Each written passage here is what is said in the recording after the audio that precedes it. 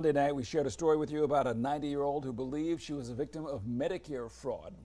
And it didn't take long for others to reach out with similar stories. Yeah, FOX26 reporter Sophia Lesios has been working on this throughout the day. She reached out to Congressmember Jim Costa to see what he's doing about it. Turns out 90-year-old Dorothy Bassett wasn't the only one experiencing fraudulent charges on her Medicare account. 4 other viewers contacted us saying that they had the same thing happen to them.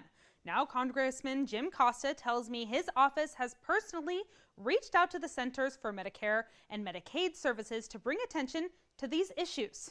I mean, they're basically criminals when they try to take advantage of anybody, especially older people. 90-year-old Dorothy Bassett first brought fraudulent orders for COVID-19 test kits to our attention. Those orders were being billed to her Medicare.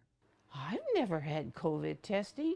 I've never received a COVID testing kit in the mail, and certainly I didn't believe in the vaccination. Within minutes of the story first airing, a handful of people reached out to FOX26 saying the exact same thing happened to them. Bassett planned to reach out to her congressman, Jim Costa. I reached out to Costa as well. My sense is that it's not just happening here. We've seen these kinds of fraudulent activities take place and these scams, for lack of a better term, around the country. And therefore, it's absolutely imperative that we get to the bottom of this. Costa says something similar happened to his mother when she was alive. My mother, God bless her soul, made it to 90, and there were attempts that I became suspicious of that with regards to her Medicare and the supplemental insurance that she had. Does it upset you that some of these fraudulent crimes are actually being paid by American taxes? Of course. We've seen that happen in the past.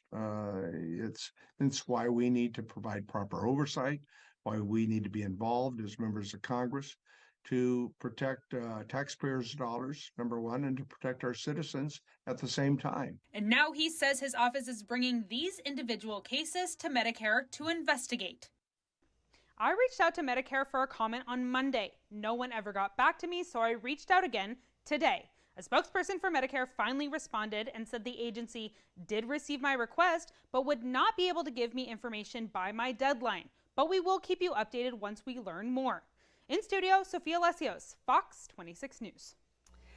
Between April 4th of 2022 through May 11th of this year, Medicare covered and paid for up to 8 different types of over-the-counter COVID-19 tests for people with Medicare Part B. Sophia says all the victims have told her they have no way of tracking who received those tests, and so far, all of them appear to have been shipped out from Chicago.